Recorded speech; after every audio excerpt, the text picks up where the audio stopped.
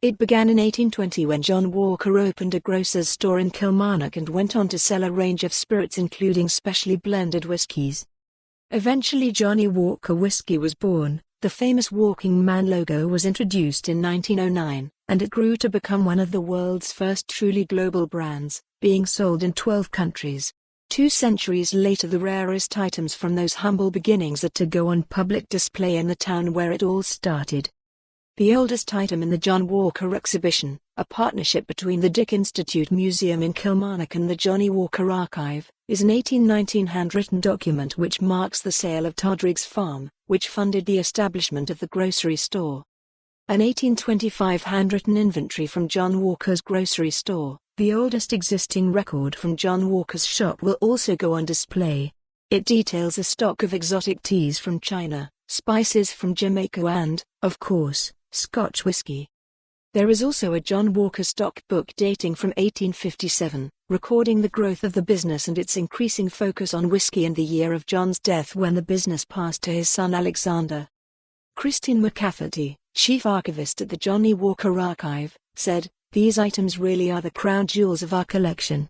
They are remarkable historical documents that give us a fascinating insight into the roots of Johnnie Walker.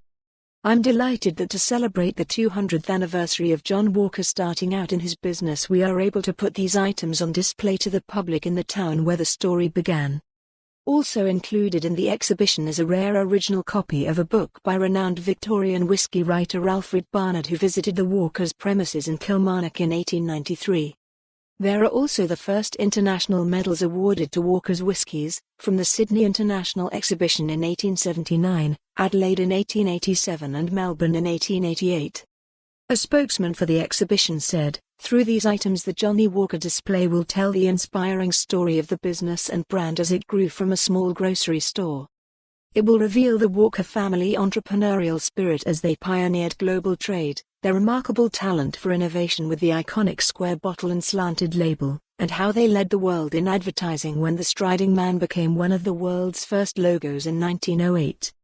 The exhibition will sit alongside the Dick Institute's Robert Burns display, home to an original Kilmarnock edition, the first book of Burns' poetry published in 1786.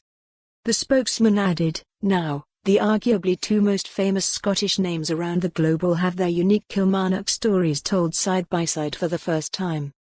Sir Alexander Walker too, the grandson of John Walker, who was involved in. For more on this story, visit the news article link.